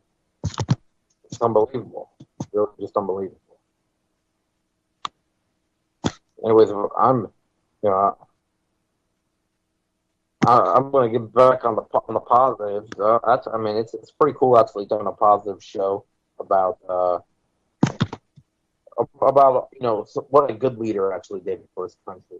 Just what Tito and Nasser and I haven't gotten to Nkrumah or Nehru. I don't know as much about. I have to admit, I don't know as much about Nehru too much as the other ones. I know a decent amount about Mr. Khan. I know a general amount. And I know Nkrumah. I'll talk a little bit about him actually right now. Nkrumah came about in the early 60s. Ghana probably people are wondering where the hell is that. You know, it's a small African country. It's not too far from. It's on the northwest African coast. Which is known for destitute. It's known for Ebola recently. You know, it's not really been a very lucrative. Well, it's been lucrative for people to loot it. And that's why they are poor. But it's not been a very rich area for the people that live there. They suffer. Yes, how they suffer under a fascist right-wing dictatorship. That people talk about homophobia or whatever in Russia, which is bullshit. This is homophobia. What happens to Ghana? Where the leader says that if you're gay in this country, I'll cut your head off or something like that. No, he said, I'll slit your throat. Tells that the gays. I don't know what he was referring. They said if they do that here, you get your throat slit. He's supported by the American government. You can look him up. He also believes he can. I think he's also one of the leaders that says he can talk to God or something like that. It's all nut job, and the United States government supports him. It's sad that Ghana went from Nkrumah to that, and they're also one of the highest levels of poverty. They're right there, right with Sierra Leone, and they're probably the top 10 most poorest countries on the planet. Sierra Leone is like number 4, actually. I mentioned.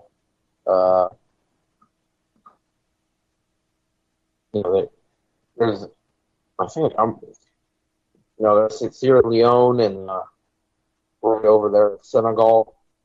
It's all in that general region. Ghana used to be, in ancient times speaking, they were one of the strongest empires in Africa. So they have a history in the past of being powerful, I guess. And that was a long, long time ago. And now it's in the 60s we're talking about. In the 60s, Nkrumah comes to power. He's a little bit different from the rest of the pack because the rest of the pack, they all have their known kind of contributions. And Nkrumah originally was a landless.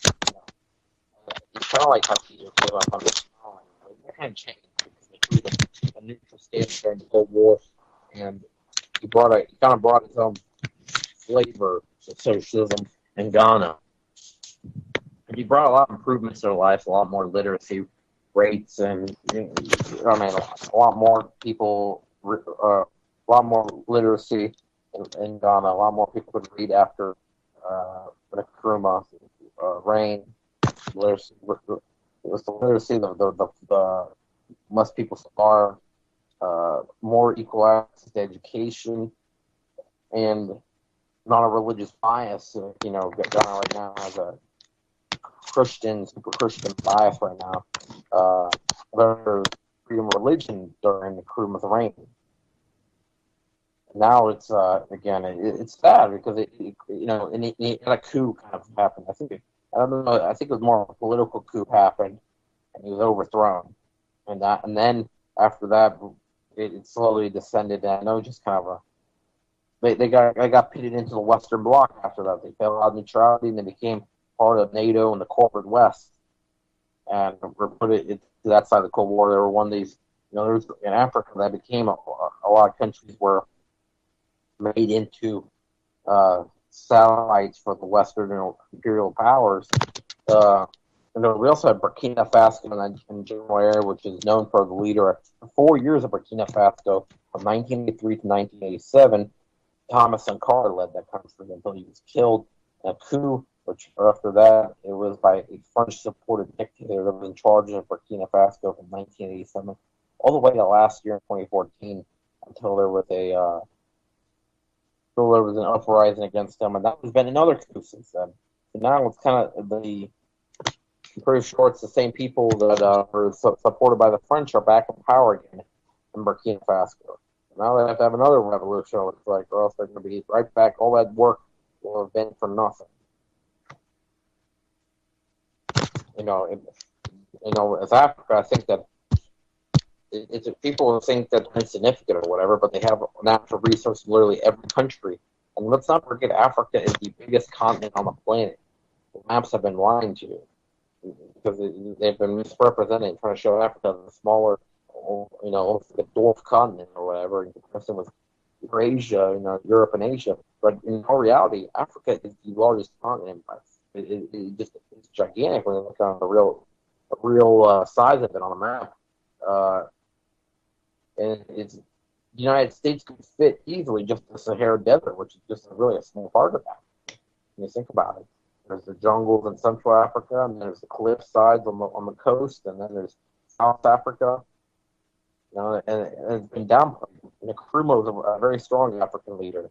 And he was a strong African independent leader. Wasn't really taking orders from Moscow. Wasn't taking orders really from DC. And he worked with Tito. He worked with Nasser. He worked for his people. People experienced some of a similar boom. I don't think it's anything comparison with what Tito and Nasser did for their, especially Nasser. Nasser brought that country from a very poor African third world country to a military economic.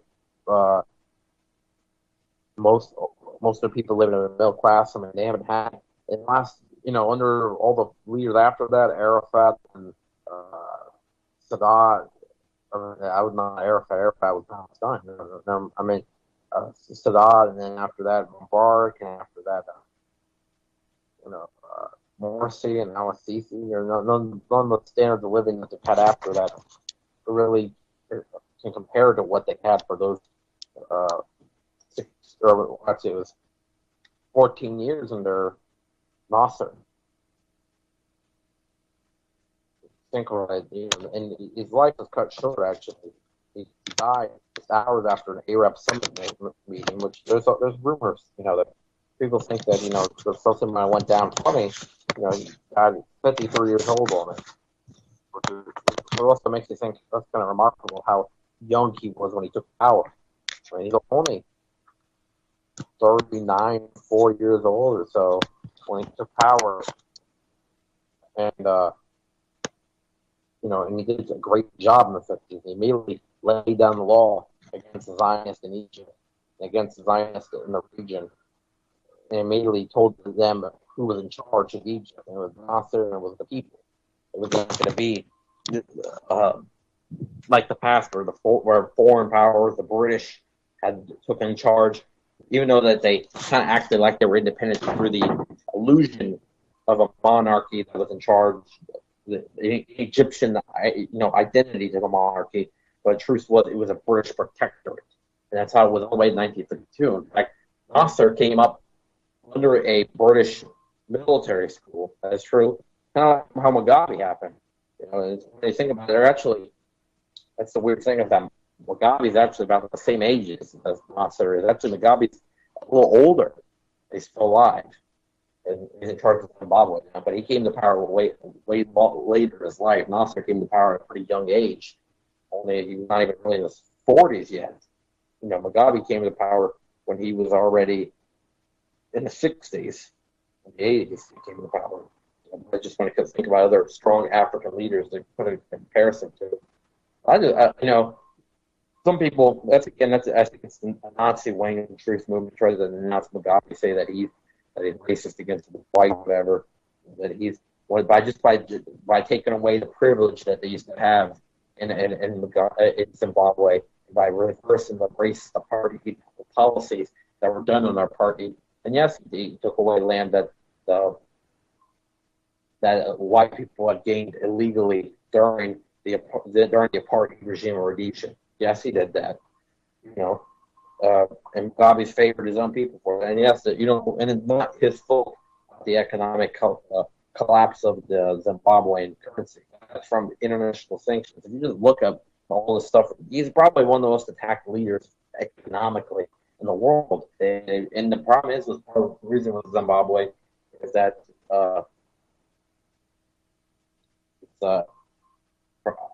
if I'm not thinking my geography wrong here for a second, but I'm pretty sure they're landlocked, aren't they? Which means that they don't have a port. I think it's a lot harder, and it's very easy to entrap a country when it's like that. When the sanctions really hurt countries like that, because you can,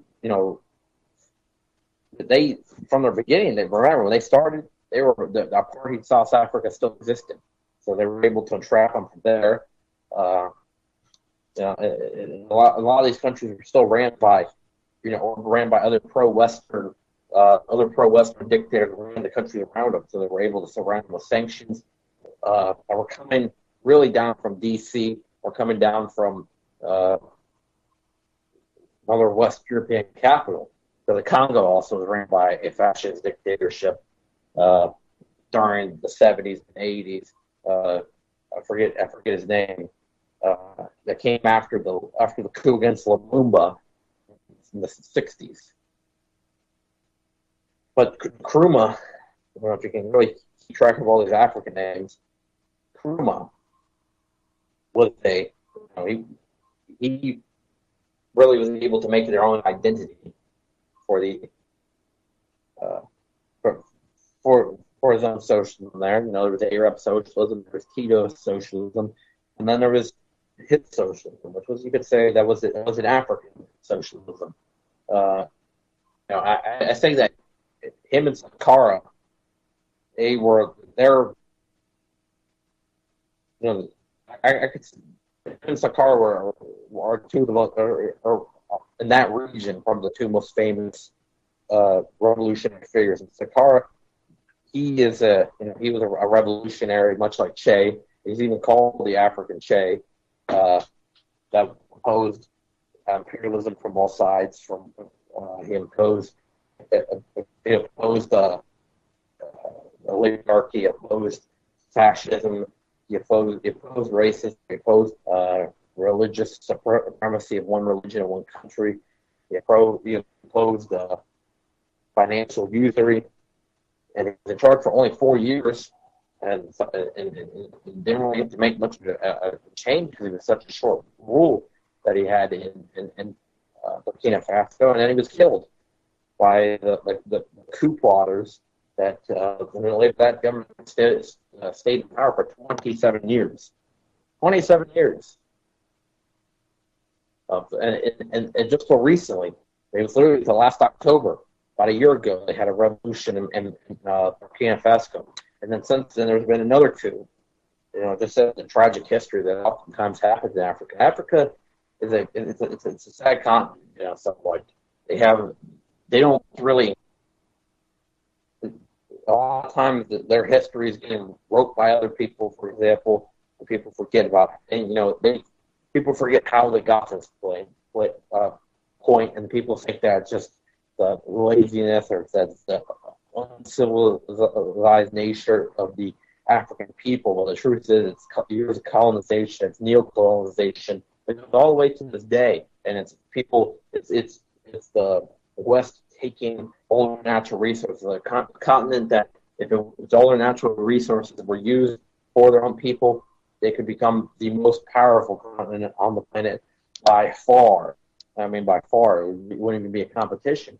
Gaddafi was trying to do that, and that's why he was taken out at that time. He was trying to make a currency to unite all of Africa against Western usury, and it was going to be Africa against the New World Order. He was going to make the African Union all on the gold dinar that Libya was instituting at the time, and it's going to be a currency backed by gold, similar to what JFK was going to do with the United States. Was some money backed by silver again, which for the United States, that was the policy for all through the 19th century, all the way up to the Federal Reserve. And JFK was trying to make money that was also printed by U.S. Treasury.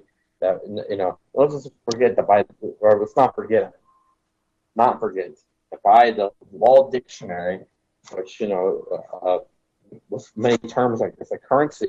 I know it might seem like semantics, but it does have some importance. The currency is decided by the person that controls the currency, how it works. Money is either a metal with intrinsic value or something that could be exchanged for a metal with intrinsic value, like a silver certificate. And Gaddafi is trying to do that, trying to make a money, not a currency, a money for all of Africa, a money that could be that could propel Africa's prosperity. But he was killed before the gold dinar was instituted across Africa. I mean, that could have been the best deal for them. That probably would have been the best deal for the New World Order. They would have a very hard time finding natural resources in other places, and Africa would be able to control their destiny. And they would probably work with Russia after that. And then it probably would have led to, probably truth be known, knowing how the scenarios would have worked out, it would cause a desperate scenario in the West, and it would cause them probably trying to start a war into Africa. But, Africa could have made a military confederation that was unbeatable too. I think that would have been the end of the New World Order if Gaddafi would have succeeded with his plan, and that's why it was such a tragedy when Gaddafi was killed. Anyways, we're 25 minutes left here on this show. 100th edition of Voice of Rebellion Radio. Right now in Colombia. 718-717-8296.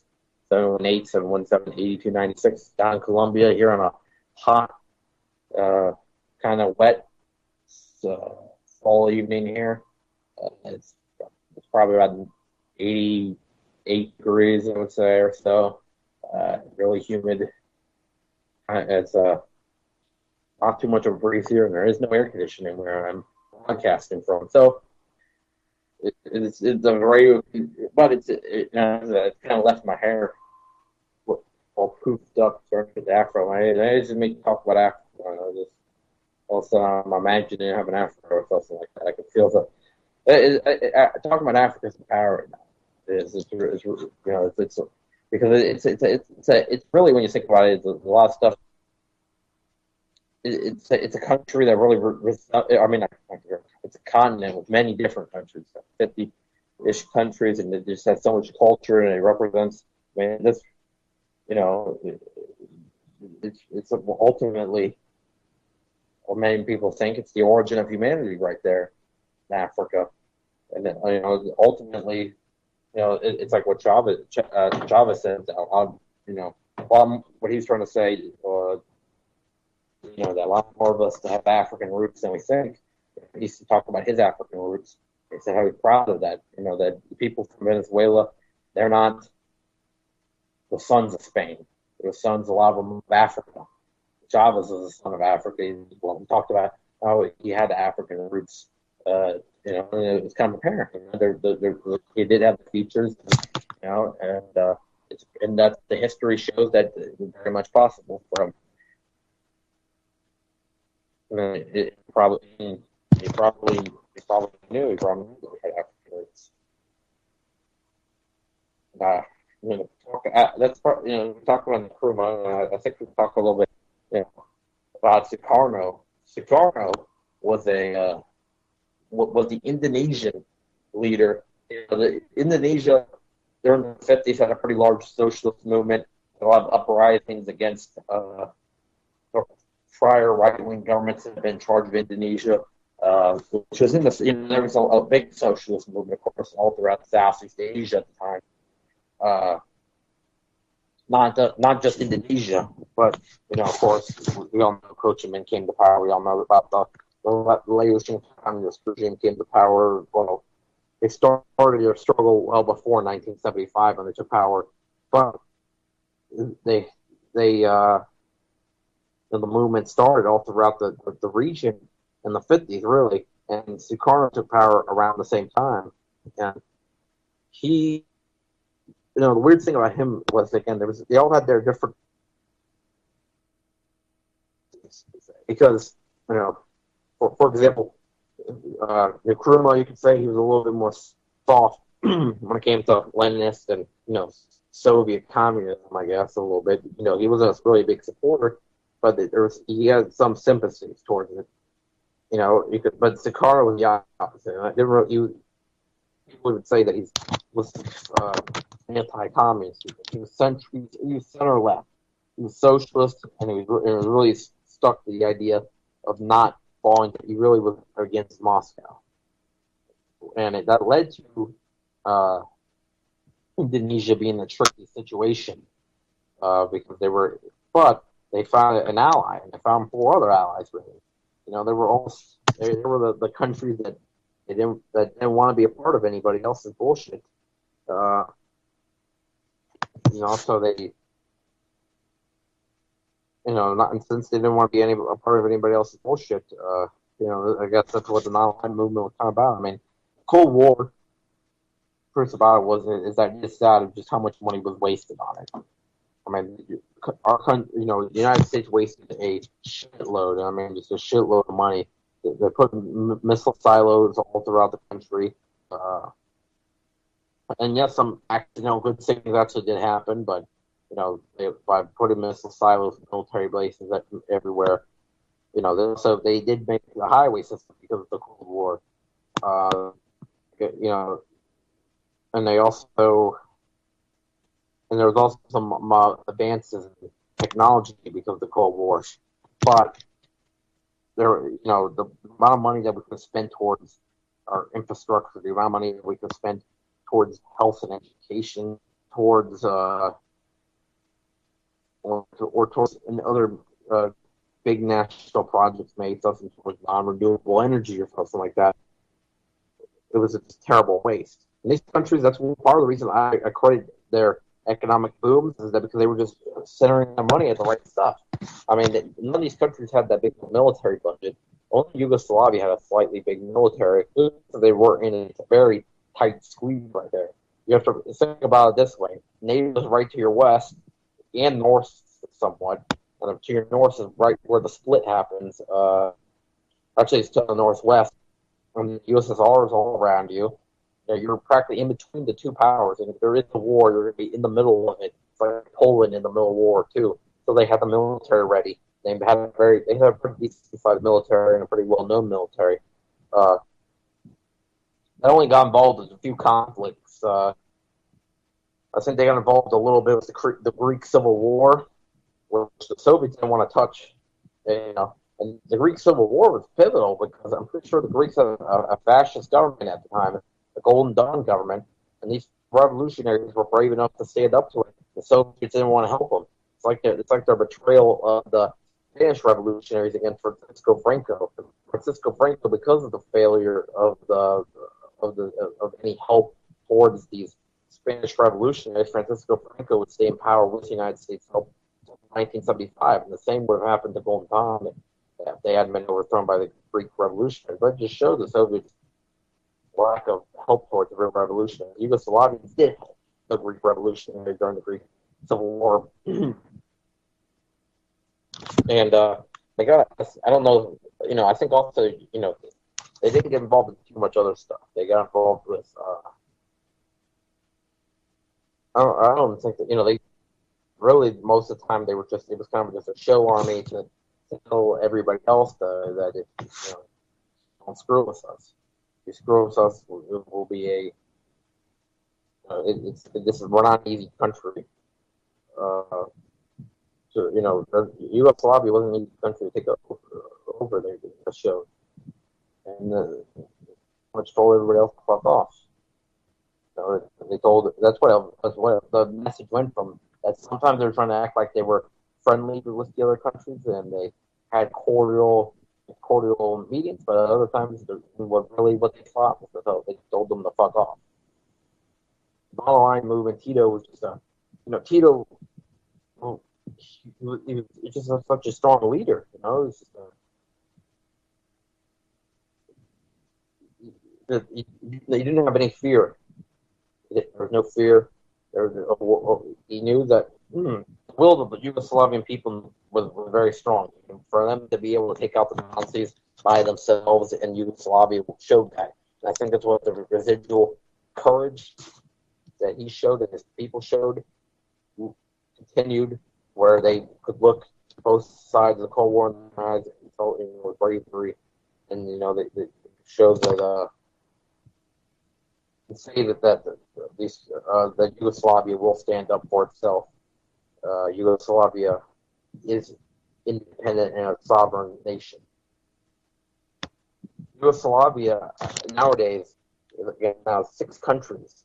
And Serbia teetering on the fence, and it's not a good thing. Serbia's teetering on the fence today between Russia and the United States. The Russia has taken a stance against the New World Order, and it's very strong against the New World Order, and they need to take their They need to take Moscow's offering, and to and then also by Serbia joining or joining Russia's side, they would join Russia's side. They could tell NATO to, this is it. You can't go any further east than that. NATO's went way further than what they promised that they would go to back in when the Cold War was ending. They said they would not go any further than they had already. When I think, and they went way into Eastern Europe. Ukraine is now possibly going to join NATO. It's hopefully Serbia will get scooped up next. I really do fear Serbia could get scooped up by NATO, despite the ugly past that NATO has in that region. Weirdest things have happened. The leaders throwing out their people. Anyway, we're in the last 15 minutes of the show. If anybody wants to call in, 718-717-8296, 718-717-8296. Yeah, is it really about the leader being strong and powerful? Well, it's about the leader being, in my opinion, yes, but a leader needs to be strong in order to face these snakes in London, these snakes in Tel Aviv, because these people, when they get scared, then they go away when they see a strong leader. Because people are wimps. People are physically wimps, and they hide behind their financial cartel, the Rothschilds, and I'm talking about, and the Rockefellers, and all these top New World Order agenda pushers. The New World Order agenda pushers, they're all hiding and looking for their financial cartel. There would be nothing. If it wasn't for the financial cartel, there'd be nothing. There'd be just a bunch of other old men. And really, when you think about it, it's just a game, really. It's the financial usury, and that's one thing that Arab socialism is strongly against.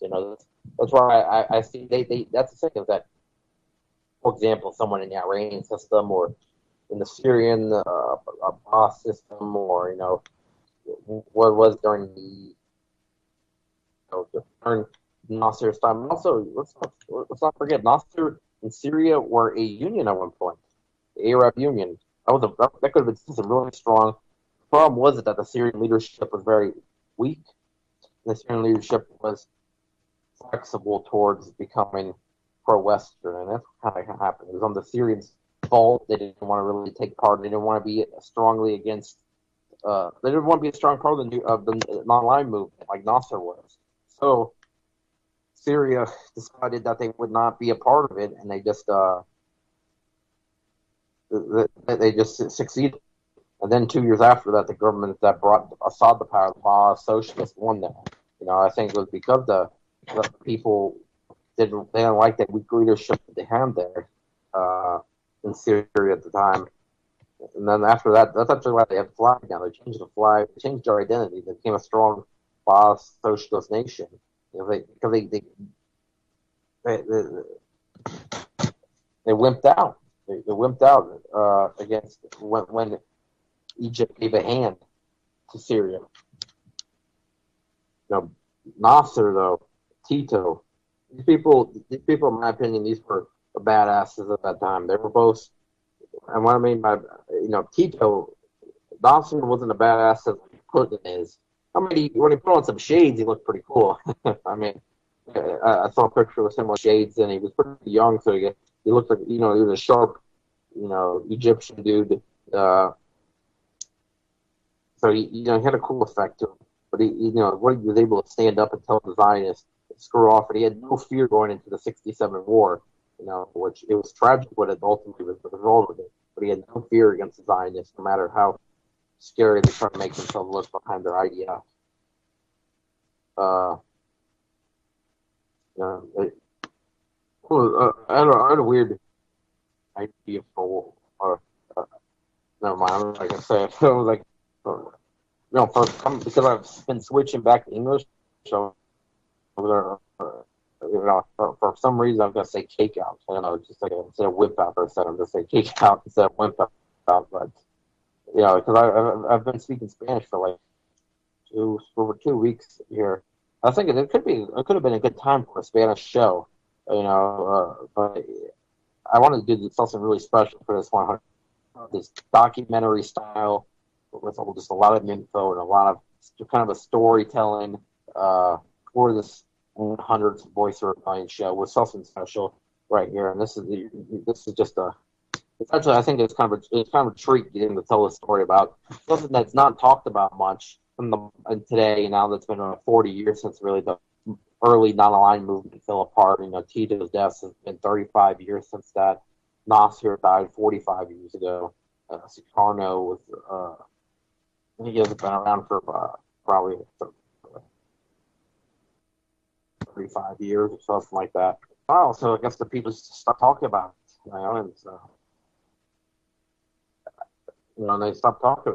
And going back to Tito, just a badass. I put he was an outdoors humanity, a soldier, and he had no fear, and that's why Yugoslavia was able to prosper under many popular will people many times. And with the Croatian Spring was really just a sign of very few leaders like that.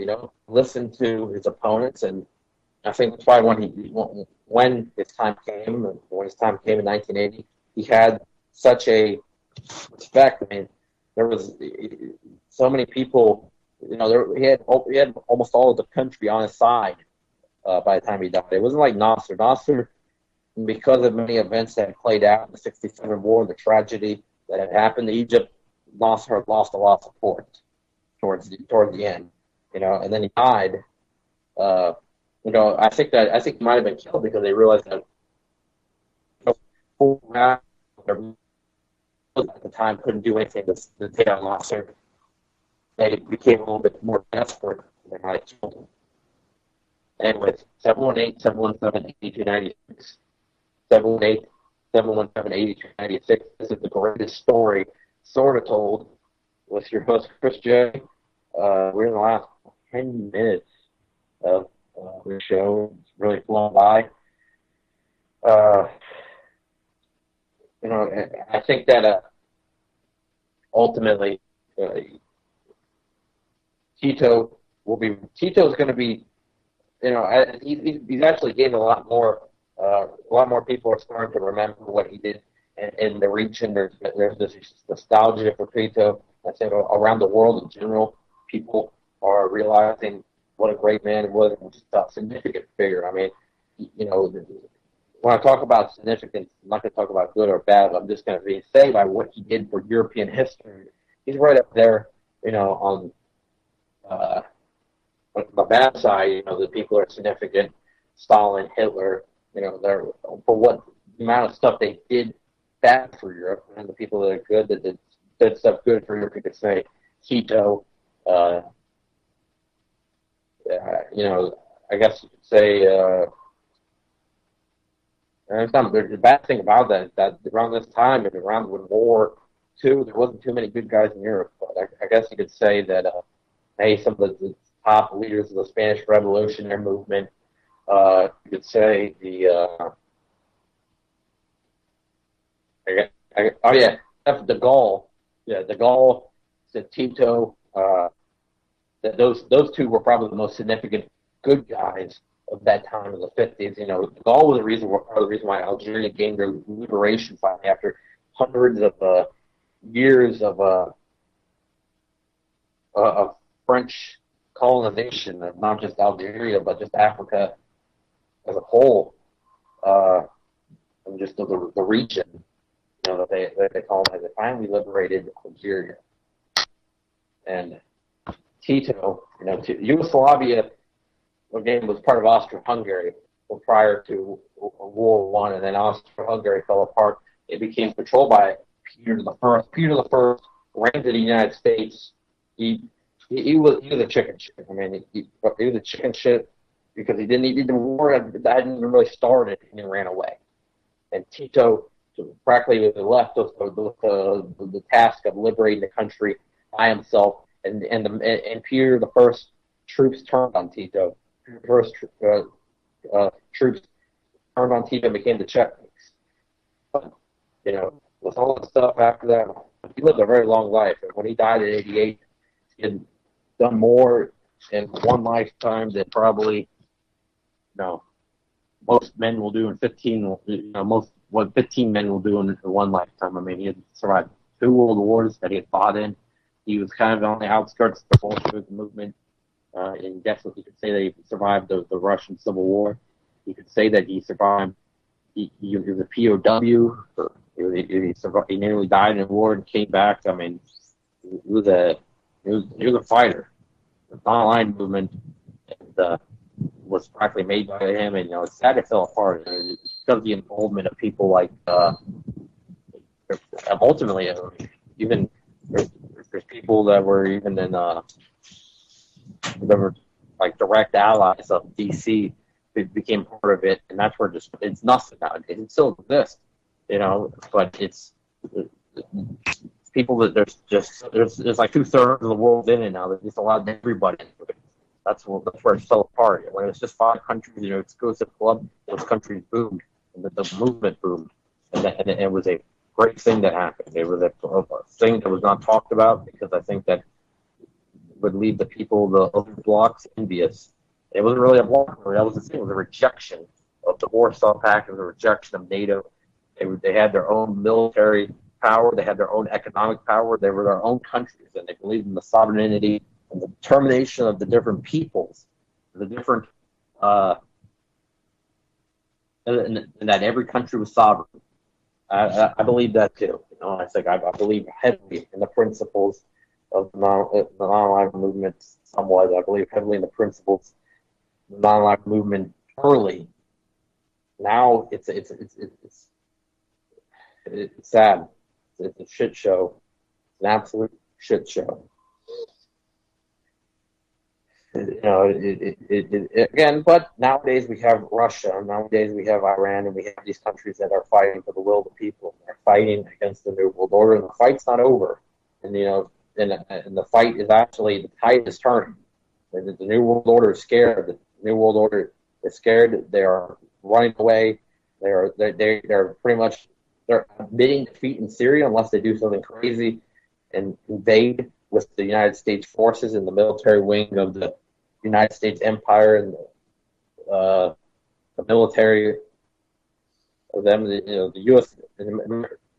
United States Empire military they actually go into Syria with more than special forces. They could go with a full invasion. But hopefully it doesn't happen. But if it does happen, well, then it's a time for the big fight between good versus evil, and then where good wins. I believe that the big fight's going to happen one day, and then good will overcome. It might be rough getting there, but maybe that's what it's getting close to. I don't know. It seems like some of the signs seems like it's getting close to that with this aircraft going down and the special forces going into Syria all the time. With just me leaving just for a few weeks to go on vacation. All this world events happening. We're in the last minute of the show. We're going to be signing off here. Thanks everybody for tuned in. Hopefully next week we'll have some color. Next week we should have CP Libre, but actually I think we're going to have next week we're going to have a recording of where it's going to be a little bit of a throwback. It's going to be a throwback to May 2014, and I'll be back probably on November 22nd, which is the anniversary of JFK's assassination. So we'll see how that plays out. What show I decide to do. Thanks everybody for tuned in to tonight's show. We'll be back in 2 weeks. In 2 weeks we'll probably do something related to JFK. Now that I think about it, that it is on the anniversary.